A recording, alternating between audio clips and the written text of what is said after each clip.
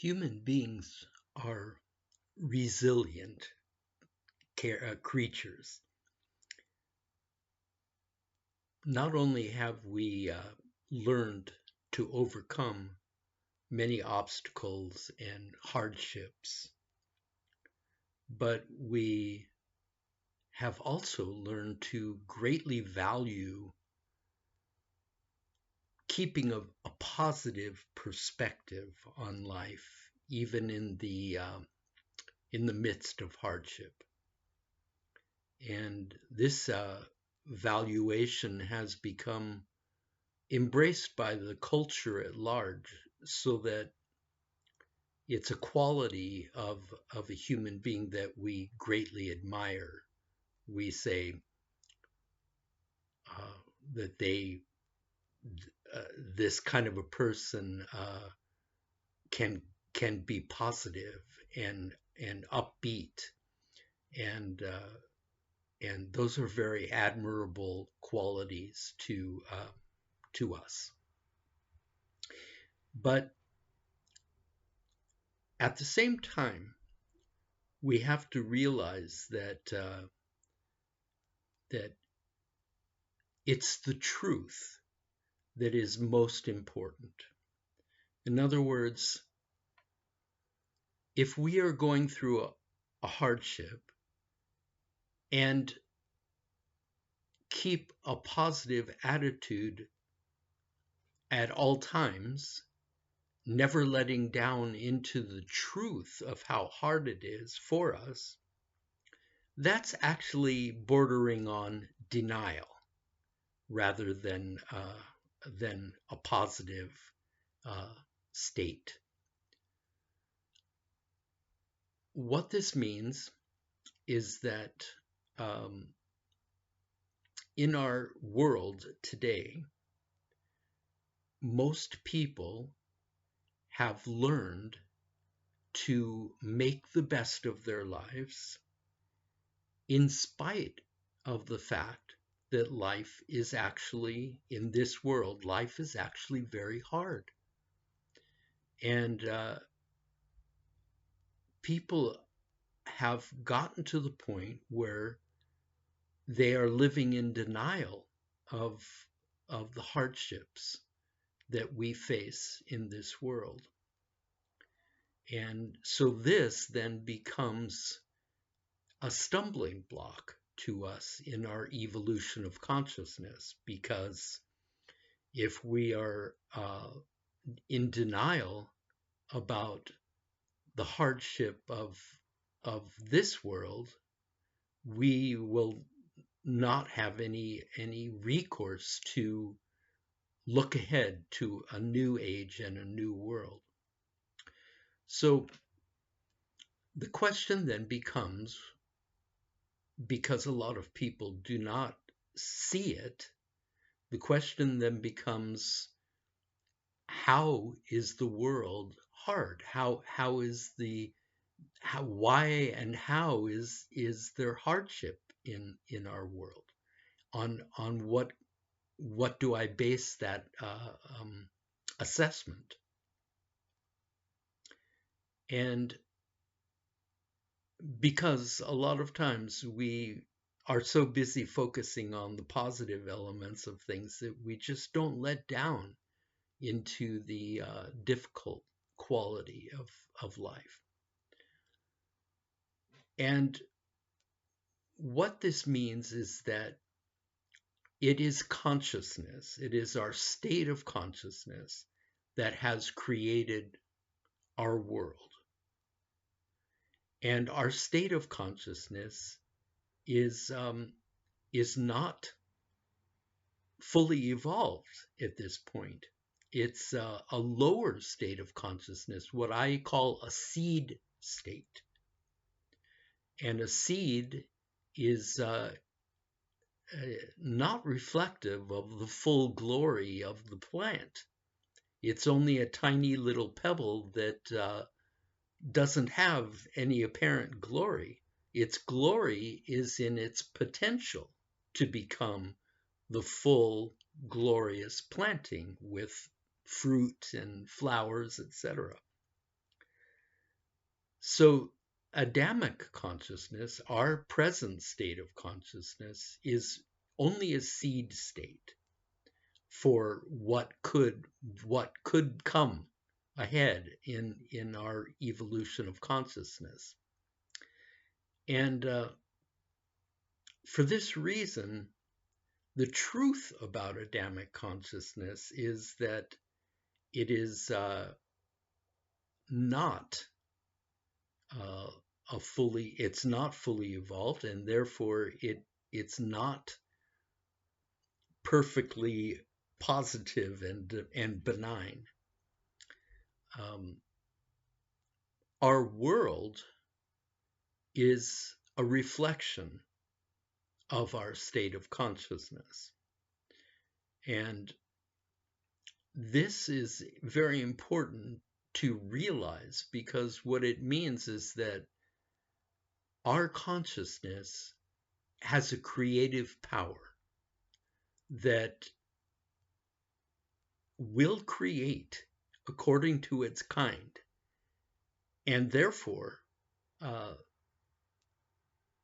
it's a very highly high calling that we have to be responsible with this, because if our consciousness is going to create, no matter what we say about it or do about it, we need to make sure that our consciousness is something good that we want to see reflected in our world.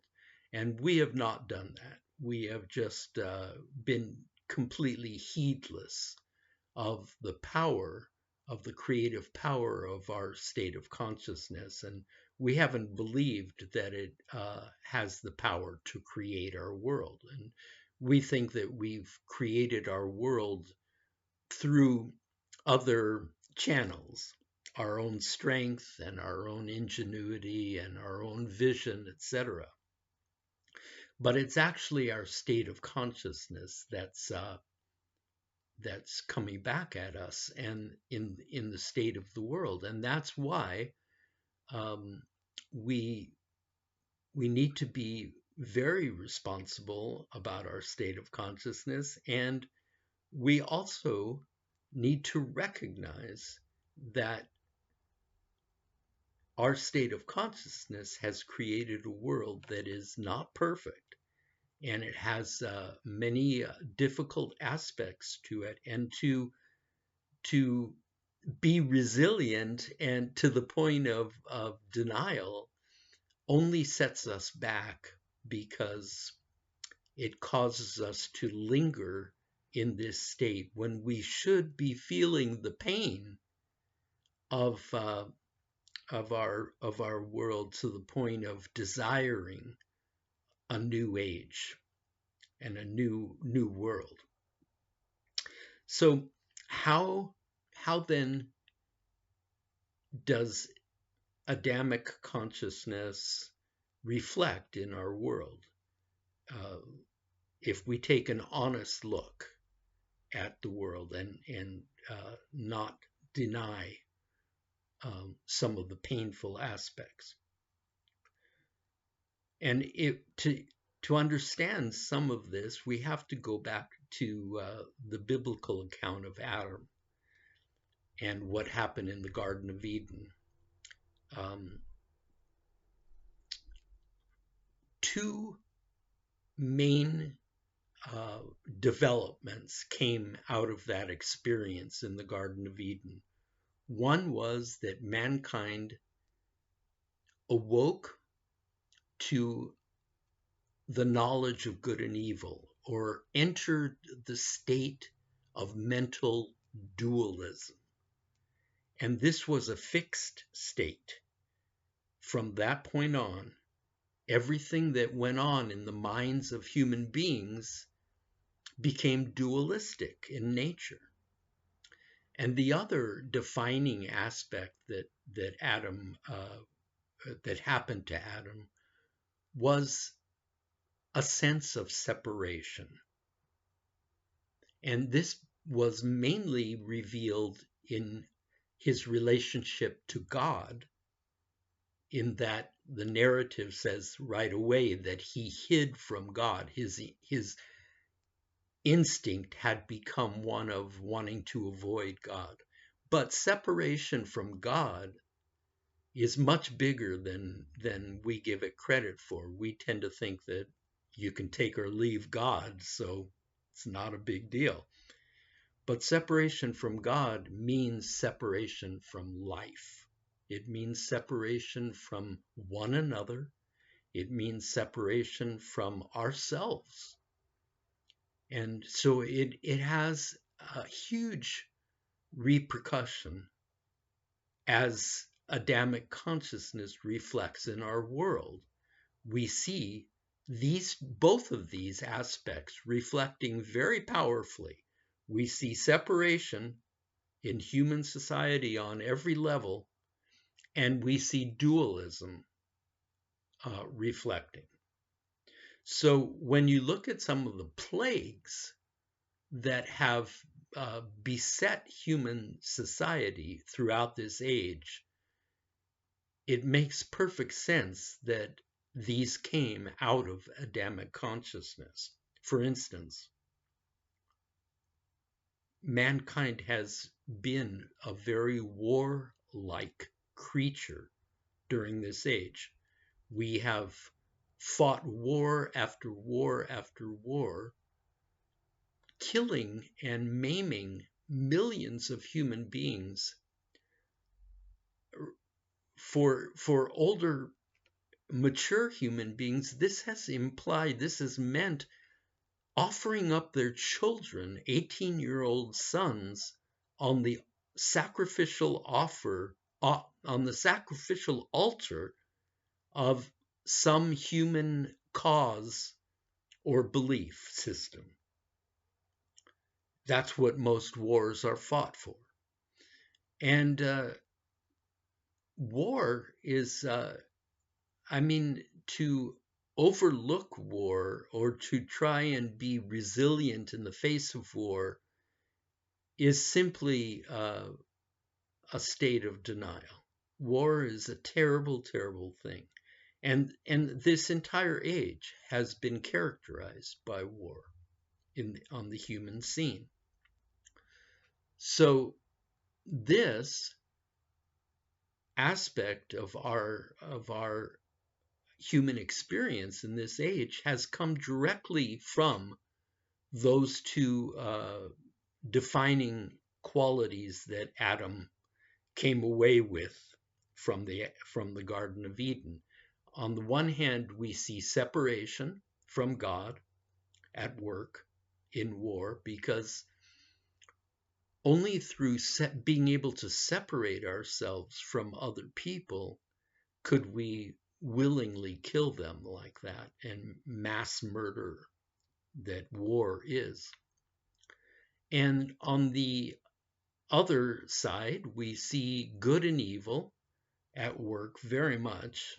We see dualism because most wars are fought through the belief that one side is good and the other side is evil, and that evil needs to be eradicated. But what most people don't understand is that both sides in a war are thinking that about the other side. So this is very much an aspect of Adamic consciousness working out in our world, manifesting, reflecting. But there are many others. There is poverty. Poverty is a direct outcome of our Adamic consciousness, of our sense of separation. There is the dividing up into religious ideologies. This is very much in line with the belief in good and evil. And foremost, it's a reflection of our sense of separation from God. And you might say, well, how is religion an expression of separation from God? People get into religion in order to get close to God. But it is, in actuality, religion is, in our world, is uh, an expression of separation. And the reason I can say that is that most people, when they become religious, it's because they feel separate from God and they feel guilty about that separation. And so they want to try and become religious in order to bridge the gap. And so the fact that we have been divided up, we've divided up ourselves into these different religious ideologies, is very much a part of the knowledge of good and evil and the sense of separation from God. And some people may think that religion is not problematic for us, and that there's no reason to believe that religion has been detrimental or a negative quality of our world. But when you really look at it, the separation that it causes and the great hostility that it causes in the human community is that's not a positive aspect. Um, so um, there's many other aspects of human life that reflect Adamic consciousness, greed, our economic systems being so out of whack that that people in our system have to work like slaves for their entire lives just in order to have a roof over their heads. It's really hard to stay positive about these kinds of things, although we manage to do our best at that. And so to let down into the realism of our situation rather than to try to be resilient and strong in the face of it scares most people. But in fact, that is the thing, that's the response that would be most beneficial to us. In other words, to admit that this world is difficult, oppressive, and and not a positive outcome. To admit this to ourselves would open us up. It would open our hearts up to the hope for something better to come. And we may not know exactly how to bring that hope to pass, but having the hope, coming out of denial and exercising that hope in whatever way we can, just even if it's just to have it in our hearts and to nurture it. This is actually going to bring the new age quicker than resiliency. And so the truth is always what we want. It's not, it's much greater than a positive attitude.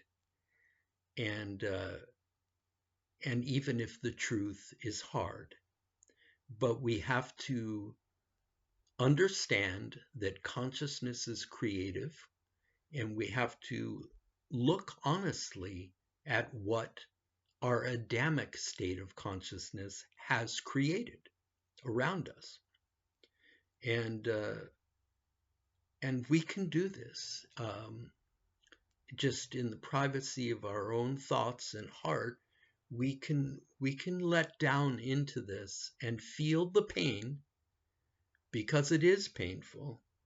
Uh, Most people in this world are oppressed by the system that has grown out of the social order that has grown out of Adam's consciousness. The vast majority of people live their lifetimes in oppression, and oppression is very painful. So that's a lot of what the Bible is speaking of when it like in the Psalms and in many other of the prophets and so forth, is that the hope of freedom from oppression is what has kept mankind going for throughout this age. It's been a long, painful age, and it's not being negative to admit that and to say a new age needs to come for mankind. A new age is not only what we want to see; it's a necessity for us.